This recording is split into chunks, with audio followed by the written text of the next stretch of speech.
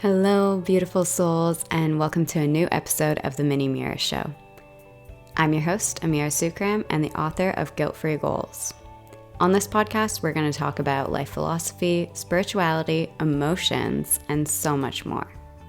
On today's episode, we're going to talk specifically about how emotions can be really overwhelming. Emotions or feelings, both of them. They can be really overwhelming. And I know for me, it was really hard to get to the point where I was comfortable feeling my feelings and knowing that I could do that in a safe way that wouldn't really impact other people. In the past, I have had very explosive emotions, and I think we all have.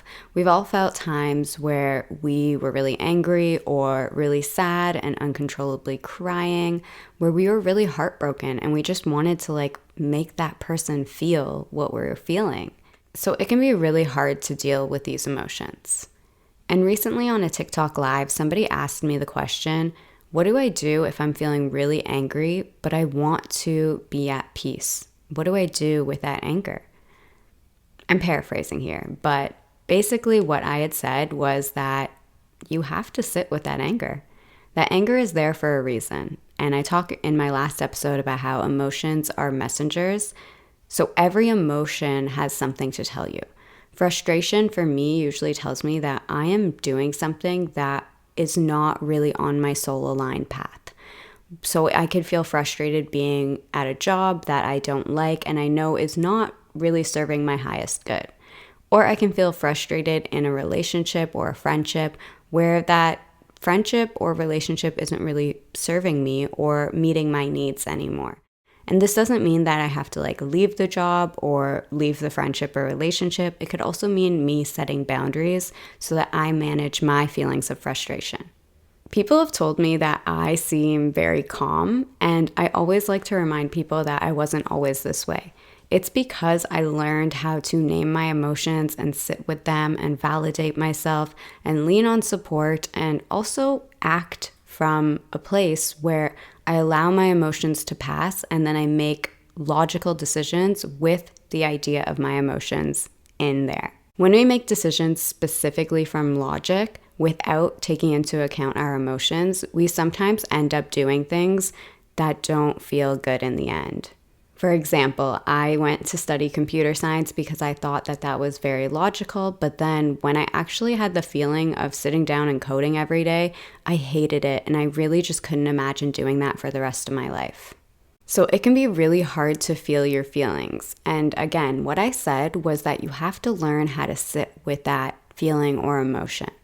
So if anger is popping up, how can you sit with it? In the book that I'm writing, I'm calling this the sacred pause.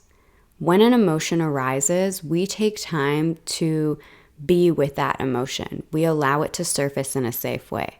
Often this means being able to sit with yourself or with somebody who creates a safe space for you, or creating that safe space in a community of people who understand what you're going through. It's really important to find your people or to find that space within where you can pause with your emotions. Otherwise, when explosive emotions happen or overwhelming emotions happen, we take it out on other people, we say things that we don't mean to say, and we do things that we ultimately end up regretting. So the first step of this is emotional literacy, which we're going to be talking about in coming episodes. But start with going maybe to my Instagram page, Amira Sookram, and looking at the feelings wheel that I have pinned there. That feelings wheel has a bunch of emotions and feelings that you can sit with and name. So when you feel this overwhelming emotion coming up, you start to name it. And when you name it, you create a new language for yourself that helps you learn more about you. And if this is too hard for you to do, then again, you need to find spaces where you can feel safe within. A big part of that is journaling or therapy, a place where you have space for you to be you without judgment. You can just share what is on your mind without your peers, friends, or families having to know or put their input in for what you're going through. It's a safe place for you. So if you have these overwhelming emotions, just know that it is very hard to face them. And we need to find spaces where we can do it in like a bite-sized way. In Guilt-Free Goals, I talk about how we need to take small steps towards our goals, and the same thing applies to emotions. We need to take those small steps towards feeling those big emotions. Especially if you have like a history of trauma or like anger in your life where those feelings can be extremely overwhelming and they can be debilitating to your day. And I don't want you to like dampen these emotions or push them down, because what happens is that we ultimately have that come out in some way, whether that be through illness or through taking it out on somebody else or projecting those emotions on somebody else. Like avoidance doesn't last forever.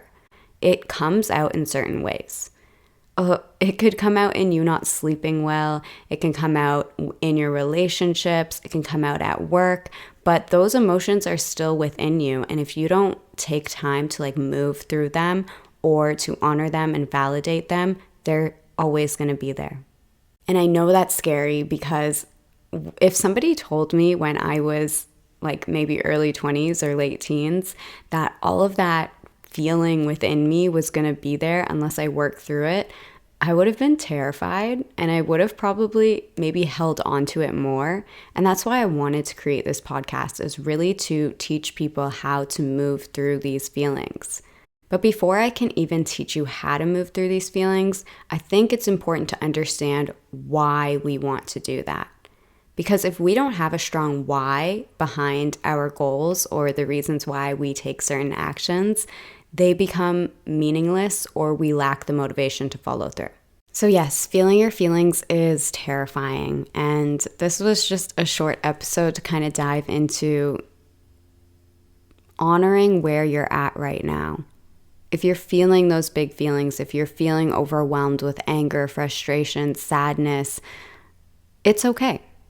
It's okay to feel those feelings. And honestly, they're very valid, and they are there to teach you something about yourself. And I don't want you to run away from yourself anymore. I want you to be able to create a safe space that you can be yourself within.